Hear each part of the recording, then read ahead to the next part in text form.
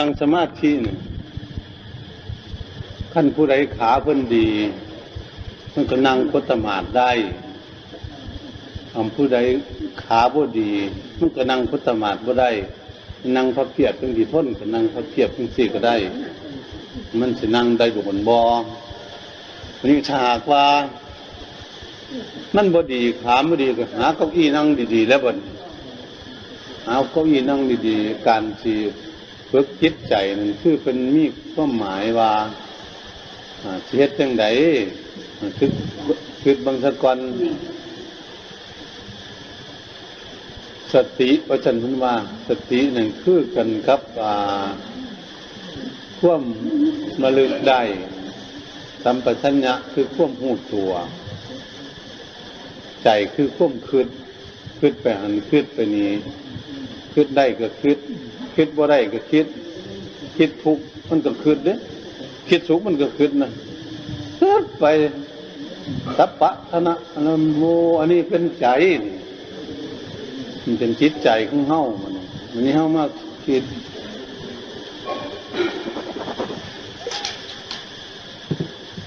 มันบางที่จิตใจโอ้อันนี้มันสติอันนี้มันก็มาลึกได้อันนี้มันจิตใจท่านมาให้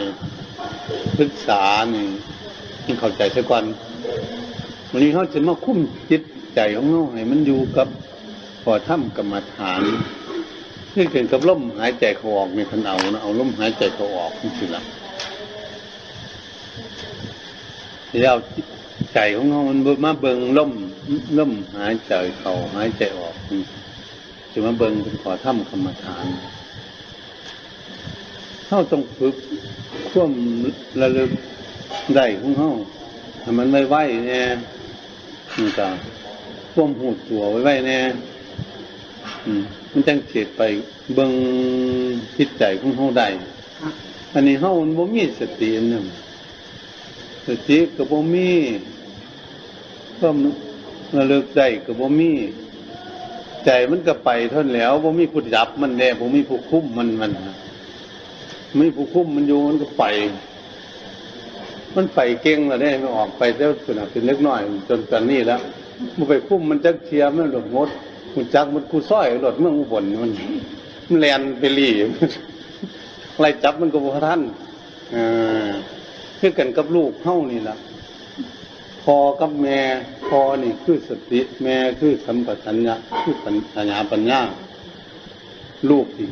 คือใจของเฮามันดื้อมันซ้นมันเที่ยวเก่งได้บัดหนูเราไม่ออกมันเที่ยวเก่งนั่งอยู่บ้านคิดฮอดวัดนั่งอยู่วัดคิดฮอดบ้านเป็นอย่างนี้คิดฮอดการฮอดงานฮอดเงินฮอดทองไปคิดไปมันเป็นอย่างนี้วันนี้พอมาคิดเบิ่งแล้วพ่อแม่แล้วบ่คือสติปัญญามันต่ำมันบ่ทันจักเที่ยมันก็หูจักตามมันไปฮอดพุ่นไปจับเอามันขึ้นมาแล้วหายใจคอมันบ่ทันบ้ามันแล่นหนีไปคนอื่นอีกแล้วมันกับลูกเฮาแต่ว่าลูกชายเฮาลูกสาวมันคือจิตใจเฮามัน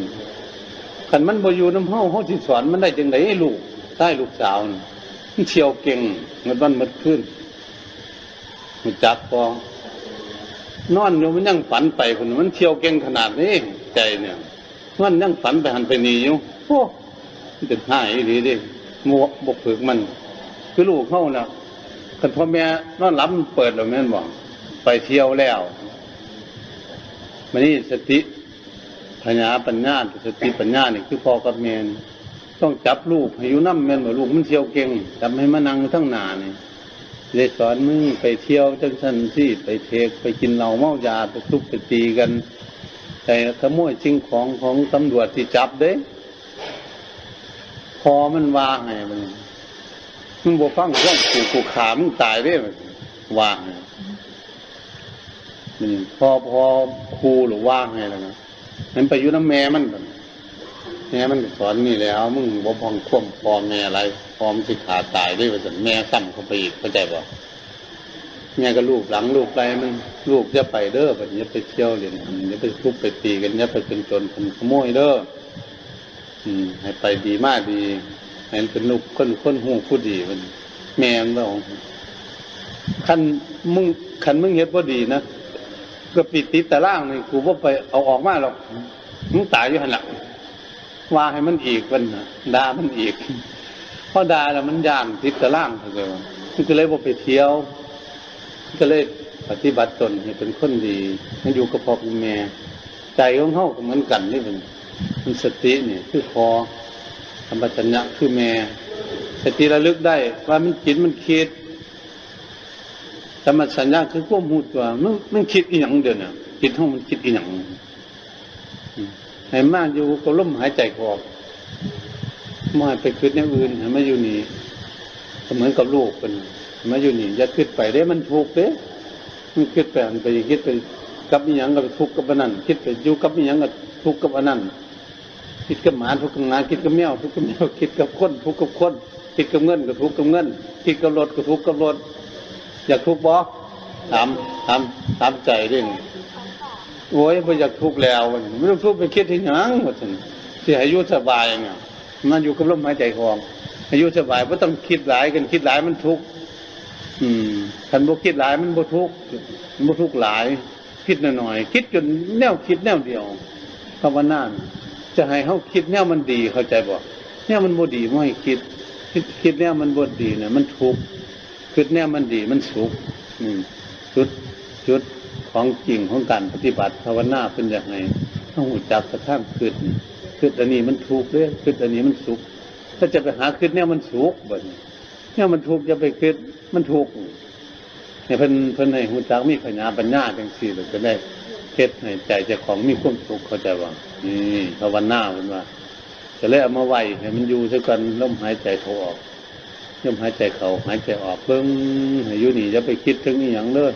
เวลานั่งภาวนาบ่ให้คิดถึงลูกถึงหลานบ่ให้คิดถึงผัวถึงเมียเด้นั่นกับสร้างกันนี่ล่ะทิ่มหมดหมู่มันทิ่มหมดสมมุติอยู่กับหมู่แล้วก็สงบแล้วมันจิตอยู่ผู้เดียวเมื่อจิตสงบ5 นาทีเพิ่นมาสงบหน่อยๆทุกข์ก็บ่ทันเห็นจิตมันก็แล่นออกไปอีกเข้ามาขึ้นมามึงล้มอีกเบิ่งหายใจสบายหายใจให้มันสบายได้ไม่ออกจะไปคุมมันหลายเลยใจนี่คุมมันหลายมันแฮงบ่สงบเลยมันดิ้นคือไม่ออกจับนกนี่นะจับไก่นี่นะมันกำแห้งด้วยแห้งดิ้นแม่นบ่มันกำบ่ค่อยๆลูบนั้นก็บ่ดิ้นใจก็เหมือนกันคุบมันเห็นอยู่บ่ไปไหนก็เหี่ยแตกลงว่ามันเหี่ยแตกเลยว่านี่บ่ได้ล่ะจะคุมมันแห้งบ่ได้นั้นไปดึงมาคือขึ้นเขาเลี้ยงไก่เขาจะบ่เอาเงี้ยให้มันกินแน่ก็ดึงมาลูบหัวลูบหลังปล่อยไปจับได้โลดไก่จับได้โลดมันแค่ๆนึงนะใจก็เหมือนกันมันไปกันไปแน่มาแน่ก็แน่มันเอาไปมันคุ้นมันแต่มันคุ้นกับลมหายใจของเลยมาเบิ่งแต่มันเศร้าอยู่กับลมหายใจของมันเบิ่งอยู่โดนถึง30 นาทีมันเห็นความสุขได้ไม่ออกเห็นความสุขเกิดขึ้นจิตใจสงบเป็นอุปจารสมาธิกันทันว่าสงบไป30 นาทีสบายขึ้นมานะมันนี้เฮาก็เบิ่งว่ามันคิดอีหยังมันสุขมันคิดสุขเพราะมันคิดหยังแต่ให้มันคิดอยู่แนวนั้นแนวมันสุขมันโดนชั่วโมง2 ชั่วโมงมันโหดบัดนี้มันสุขหลายเด้บัดนี้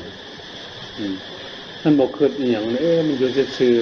ๆมันมีความสุขมันไม่ออกอยู่ผู้เดียวนี่เนาะบัดนี้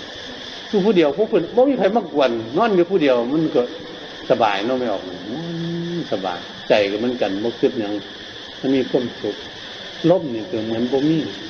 ถ้ามันมีความสุขจังซี่นะบ่อยากกินข้าวบ่อยากกินข้าวกินน้ำบ่อยากได้เงินได้ทองบ่อยากเว้าน้ำไผอยากอยู่สุขๆสบายเหมือนกับแม่ออกนอนอยู่ในห้องแอร์อยู่เฮียนน่ะไปนอนอยู่ผู้เดียวลูกก็บ่ไปกวนพ่อก็บ่ไปกวนไผก็บ่ไปกวนนอนอยู่ในเตียงเลยอยู่ในเย็นๆผู้เดียวรับสบายจิตใจสงบเป็นจังซั่นน่ะอันออกมาเห็นหมู่จักเป็นหยังก็เป็นหยังได้บัดนี้ยุ่งโลดแต่เฮาเห็นมีบนหลบไปพักผ่อนให้จิตใจได้พักผ่อนมันบ่ได้พักสักเที่ยบ่ฝึกมันน่ะ ตั้งแต่น้อยจนใหญ่ป่านนี้มันแลนอยู่ตลอดเลยเลยแลนเท่านั้นก็เมียแล้วเนาะคิดหลายมันเมียหลายแม่นบอกตัวนี้มันทำงานหลายมันกับเมียหลายใจมันคิดหลายมันนี่บ่อยมันคิดหลายวันมันนี่มันคิดน้อยๆคิดแน่ๆมันดีๆเป็นว่าทำสมาธิพ่อมันอยู่สงบแล้วกันมันมีอย่างมากวนคือบ่มีนิวรณ์ธรรมมาแต่ผลว่านิวรณ์ธรรมก็คืออารมณ์ที่มากวนจิตใจของเฮาบ่ให้เฮาสงบนะมันเรียกนิวรณ์นิวรณ์กรรมฉันทนิวรณ์เพราะไม่ออกนั่งอยู่จังซี่มันอยากไปฟังเพลงนำเขาไปฟังหมอลำมันจะม่วนว่าซั่นแหน่แล้วโอ้ยไปหัวมันล่ะหิวนอนหาวิธีแก้มันเป็นท่าดอกเพิ่นเป็นในเฮ็ดจังซั่นคันมันนั่งเข้าไปมันคือโอ้ยอีตานันดาเฮามีนันดาเฮายกไปตีหัวมันนึงเนี่ยมันนั่งอยู่เด้เนี่ยมันจิตพยาบาทนิวรณ์กูสิไปด่ามันจะบ่นี่พุ่นนั่งภาวนานี่หาไปด่าเขาอยู่จะไปตีเขาอยู่บ่มีเมตตาท่านเพิ่นว่าพยาบาทนิวรณ์มันกวนเวลาเฮานั่งอยู่มันบ่สงบเด้มันคิดขึ้นมาจังซั่นก็แผ่เมตตาให้มันจะไปทุบไปตีเขาหยังเขาก็บ่จะเก็บจะปวดเขาก็จะอยู่สบายเฮาก็อยู่สบายแต่เฮาแก้ไขได้ง่ายมันก็ดับไปมันดับไปแล้วน้ำบัดนี้มันนั่งไปได้บัดไม่ออกนั่งไปแล้วเพราะนั่งสมาธิอย่างนอนบัดล้มหน้าล้มหลังหงายหน้าหงายหลังอย่างนอนคือจังบ่เคยนอนตะเคียนี่เขาไปนั่งสมาธินอนจนหมอนแตกไปหลายใบแล้วจนเสียขาดแตกหมดอย่างนอนโอ้ยนี่มันกี่ไล่ตายแท้มันมานอนนี่มาภาวนาดินี่มันด่าเจ้าของมันบอกเจ้าของเพิ่นสิภาวนาครูบาอาจารย์เพิ่นสิมานอนมันห้องนี่บ่มันกี่ไล่ตายแท้ด่าเจ้าของให้ระลึกถึงพระพุทธพระธรรมพระสงฆ์มันลึกถึงพระพุทธเจ้าเพิ่นสิมานอนเฮาเนาะพระธรรมคำสอนเพิ่นให้ปฏิบัติพระสงฆ์เพิ่นจะสอนให้เราปฏิบัติดีเฮาก็สิมีแต่นอนนั่นสิโอ้ยมันกี่ไล่ตายแท้ด่าเจ้าของถ้ามันยังอยากนอนอยู่นั่นลุกออกไปจากสมาธิเอาน้ำไปล้างหน้าให้มันชื้นมันก็ยางไปมันชื้นเข้ามานั่งไหมนั่งไหมจากนอนอีกละบัดนอนอีกลุกออกไปเอาน้ำมาลูบตัวมันเย็นสบายมานั่งอีกอย่างนอนอีกอยู่เดินจงกรมมันเดินไปเดินนั่นก็เขามานั่งมันอยากนอนอีกคันไม่ออกไปทางไก่คันไม่ออกเก็บงานหลายบ่ได้พักร่างกายมันพักได้ไม่ออกมันต้องพักผ่อนใจมันบ่อยากพักเด้มันไปบังคับร่างกายให้หมู่คนบางทีเป็นนางมันล้มหน้าล้มหลังกายมันต้องพักผ่อนต้องนอนบัดนี้เวลาสินอนกราบระลึกถึงพระพุทธพระธรรมสงฆ์เลยคำโน้จิตเบิ่งลมหายใจเข้าออกภาวนาไปจนมันหลับจะสัญญาไว้ได้หรอคันหลับอิ่มน่ะสิลุกนั่งภาวนาเด้อว่าซั่นเวลาใดมันลุกก็สิลุกจะไปตัวเจ้าของเด้มันตื่นขึ้นโอ้ยฮอดตี 2แล้วมันยังดึกอยู่นอนอีกก่อนมันบ่ได้เด้มันย่าไปลุกมันอิ่มแล้วต้องนั่งบัดนี้นั่งภาวนาลงเป็นอย่างที่เราเป็นสั่นล่ะอาจารย์เป็นอย่างต้องเป็นสั่นล่ะไอ้ทำไมต้องเป็นอย่างนั้นด้วยล่ะคะถึงเวลาเรากำหนดปุ๊บตี 2 ตี 3นี่ต้องลุกขึ้นมาทันทีอันนั้นคือเฮาสัญญาเจ้าของไว้อ๋อคันว่าสัญญาบ่ได้คันตี 3ลุกขึ้นมาทันทีก็นอนอิ่มแล้วนอนแต่ 4 ทุ่ม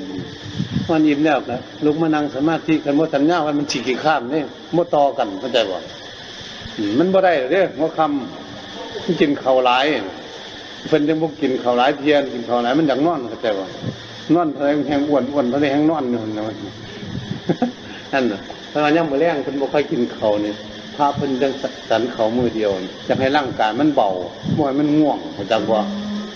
เฮาน่ะชัดจนอิ่มน่ะนั่งก็หลับตาแล้วเนี่ยมันง่วง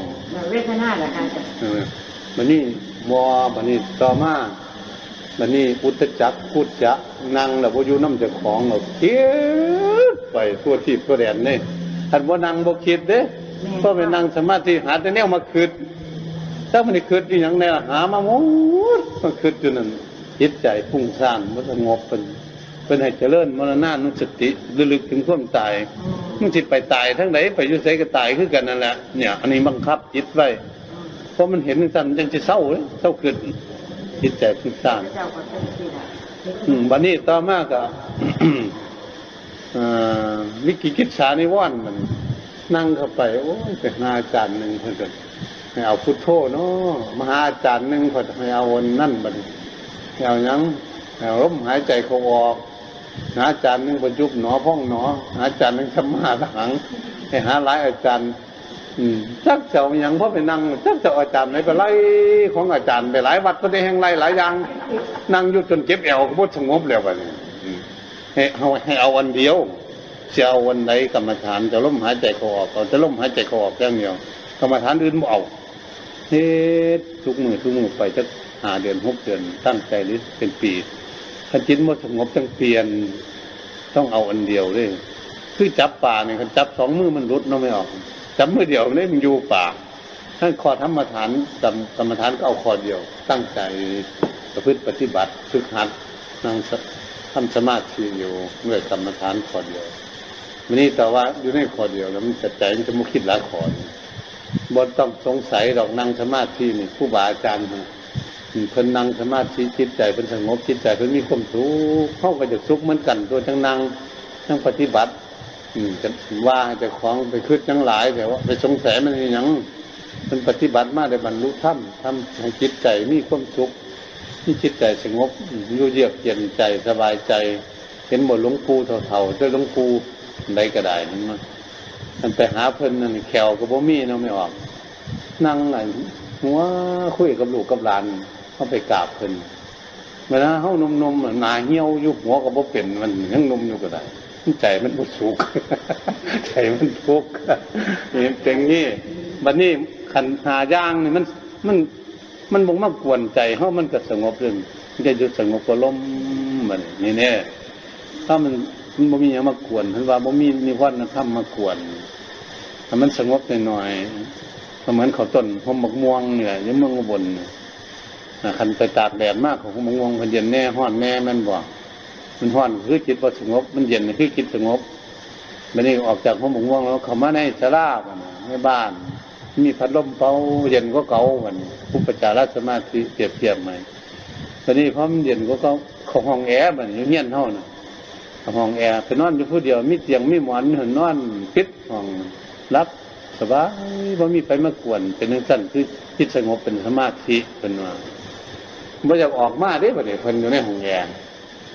คิดถึงมันร้อนมันบ่อยากออกคือจิตสงบมันบ่อยากออกด้วยมันสุข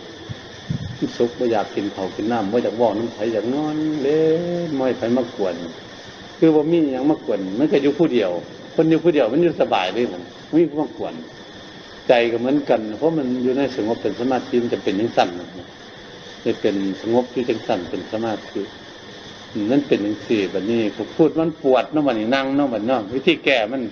ถ้านั่งมันปวดขาจึงให้นั่งเก้าอี้น่ะที่มันบ่ปวดเวลานั่งสมาธิเนี่ยให้นุ่งสินนุ่มหลวมด้วยเหรอนุ่งส่งนุ่งเสียหลวมๆจะไปนุ่งแนวมันเขานุ่งเล็กหน่อยเขานุ่งหัดขาหัดก้นจนมันนั่งซั่นมันก็เก็บขาไว้เนี่ยมันหัดมันบ่เดียดมันแล่นบ่ได้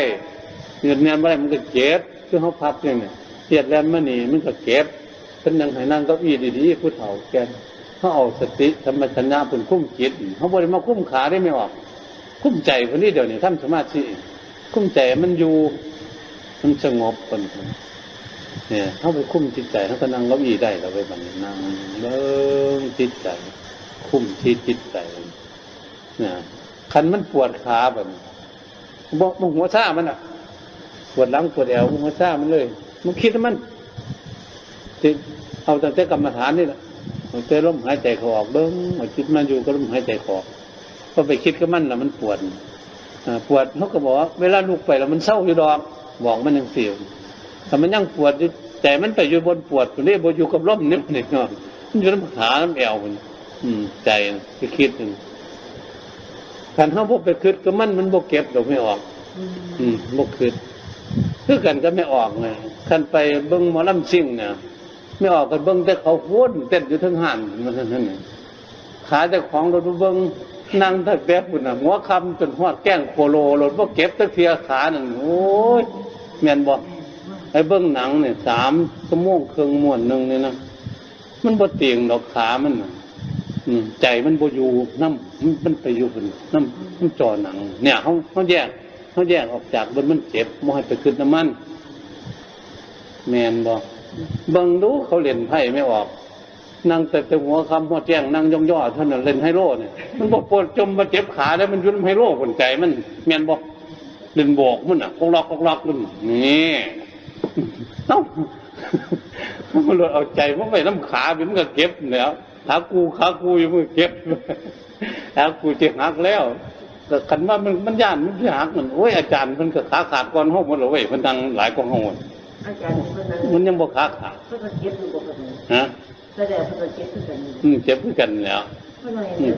เจ็บก็ว่างเฮาบ่คิดลองมึงดูไม่ออกคิดไปบ้านคิดไปบนอื่นบ่เก็บเลยมันเจ็บอยู่ที่ใจมันเจ็บอยู่ที่ใจเจ็บไม่ออกเคยเห็นขามันเบาว่ากูเก็บเด้ว่าซั่นโอ้ยบ่เบาดอกใจพุ่นมันเบาขากูเก็บขามันละบ่ว่าจังได๋แขนมึนแหน่เจ้าของนี่ล่ะดื้อลึกใจนี่นะมันรู้จักขามันราคามันโอ้โหนี่ก็พอว่างขนาดมาว่างแบบนี้มันยุ่งกัดไปก่อนเนาะยุ่งในป่าวัดมันอยู่ใต้ป่าตรงมุ่งกัดมุดโตดตันหนามปล่อยยุ่งกินเนาะมาบวชแล้วมาปฏิบัติเอาคุณงามความดีเอาชีวิตแรกเอาคุณงามความดีหลวงปู่เพิ่นยังอยู่ได้หลวงปู่ได้จนเฒ่าจนแก่เอามาบวชนมๆเนี่ยยังย่านยุ่งอยู่กินมันยุ่งมันตัวน้อยๆมันหามขึ้นฟ้าบ่ได้ขึ้นก็คือเรียบบินนกยุ่งนี่มันหามเฮาเข้าป่าได้เข้าดงได้บ่ว่าจังซั่นกินรสผู้ใดอยากกิน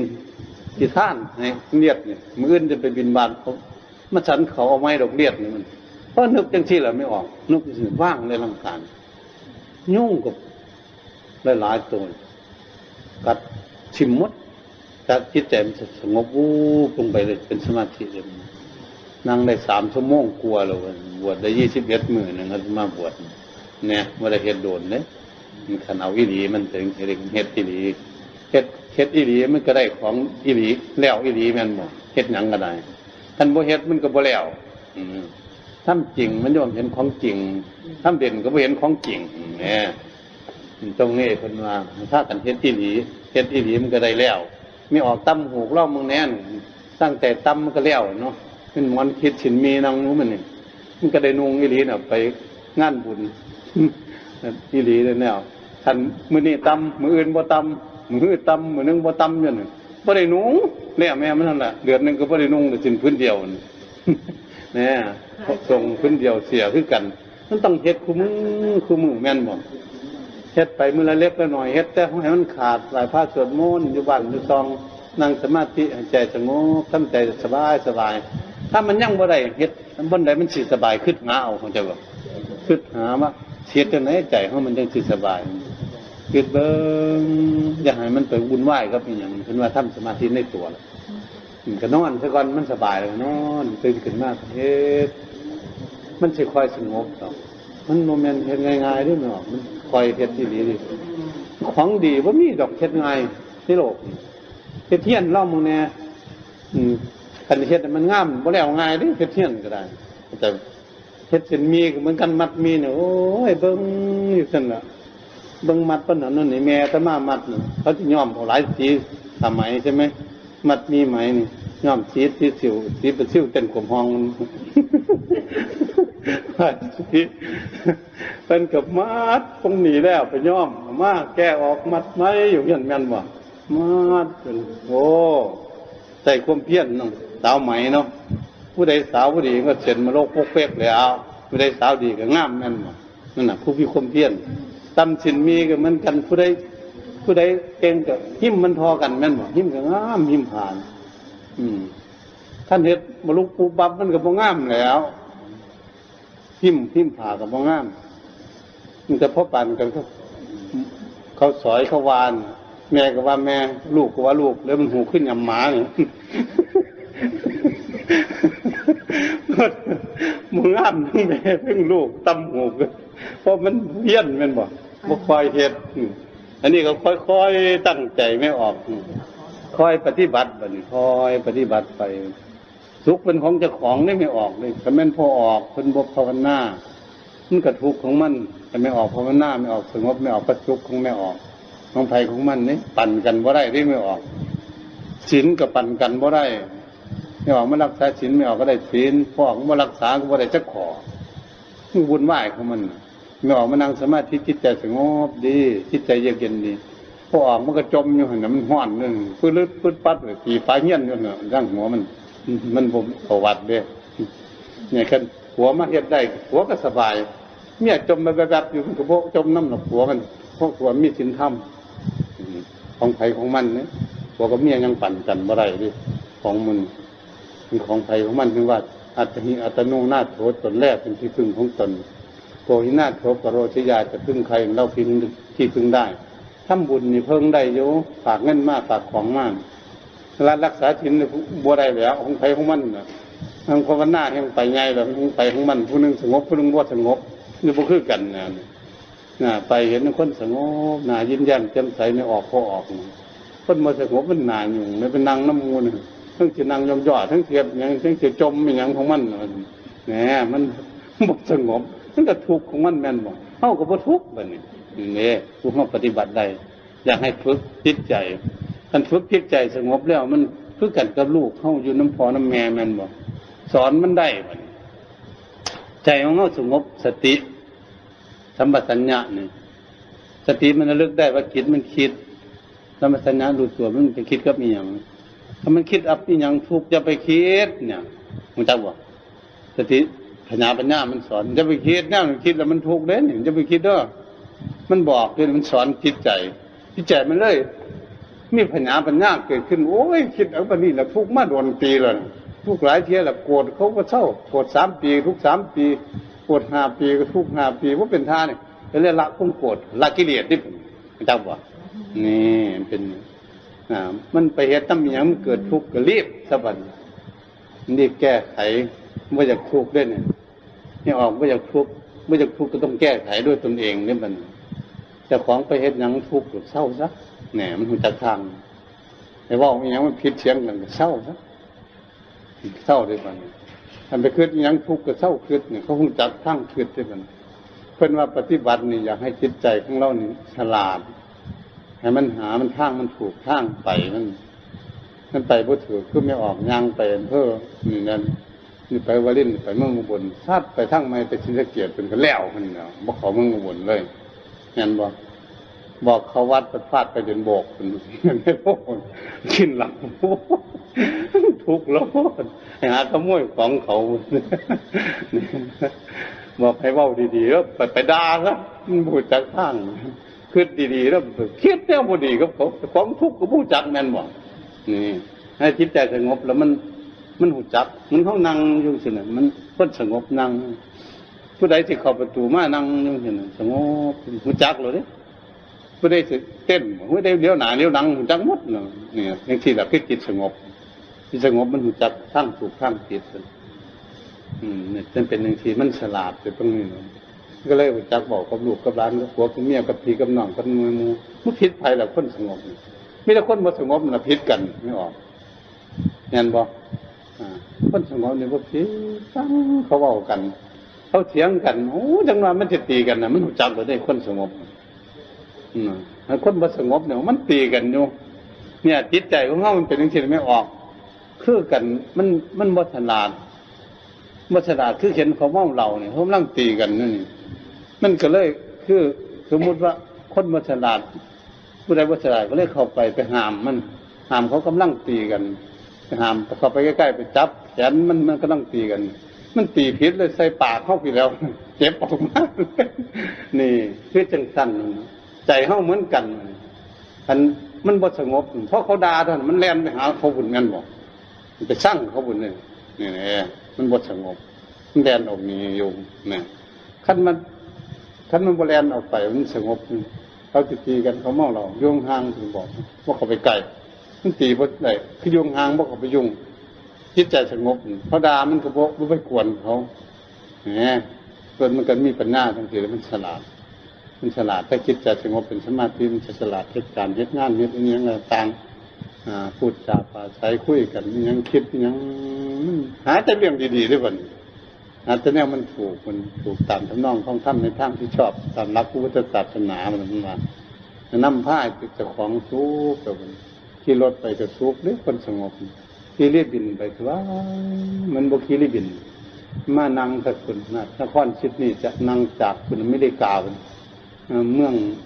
กอกห้องกันโอ้ยมารับตาสบายอยู่คือบ่ได้นั่งเรียบินนั่งนี่ซื่อๆคือนั้นสบายอยู่ในเฮ็ดให้มันสบายแต่ของอยากสบายแม่นบ่ก็หาแนวมันสบายอันทั่วนี่หาหมอนแต่ปากมันหกงูก็จะกัดเสียก็จะกัดช่วงเมื่อดอกบัวไปสมมันเป็นดอกบัวได้ไหมเว้ยดอกบัวมันน้ำหองนี่น้ำห่วยน้ำค้างบ้านไม่ออกน้ำมันสกปรกนี่เนาะน้ำดำๆไหลออกจากโรงแรมแห้งงามนี่เบิ่งให้มันออกเบิ่งดีๆเด้อดอกบัวนี่คันมันสกปรกทั้งใดทั้งลุมมันดอกมันก็แห้งงามมันใบมันก็งามมัน